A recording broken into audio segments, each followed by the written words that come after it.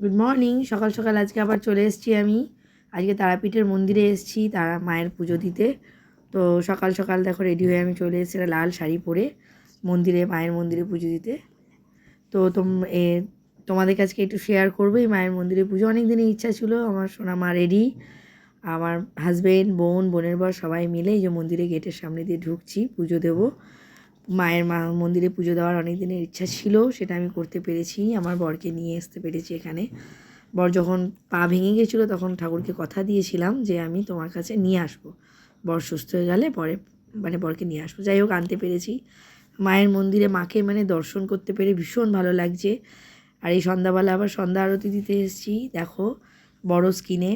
তারপরে আমরা একটু চা খেয়েছি, আর এই বিশাল বড় বড় ল্যাংচা একটু নিলামও, ল্যাংচা খেলাম, এক হাত সমান ল্যাংচা তোমাদের সাথে শেয়ার করছি। তোমরা একটু দেখো তোমাদের কেমন লাগছে সেটাও বলো। আমরা সন্ধ্যাবেলায় একটু চাও খেলাম, মাটির ভাঁড়ে চা হচ্ছে, ওই দেখো সেই চাটা আমরা খেয়েছি। আবার লাভ সাইন বিস্কুট সেটা দিয়ে চা খেয়েছি।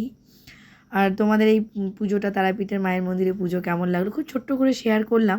ভালো লাগলে লাইক কমেন্ট শেয়ার করো। আর এই দেখো আমরা কিছু জিনিস কিনছি, ঠাকুরের কাছে এসেছি, সেগুলো তো কিছু কিনতে হয়, কিছু গিফট দেবো তারা মায়ের ছবি বা যাই হোক কিছু।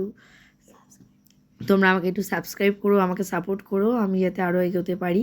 এই হচ্ছে মায়ের মন্দিরে, দেখলেই তো মনে হয় সবই কিনি। ঠাকুরের জন্যে অনেক কিছু কেনার আছে ঘরে। আর কিছু বলবো না, টাটা। একটু লাইক করে দিও, সাবস্ক্রাইব করে দিও।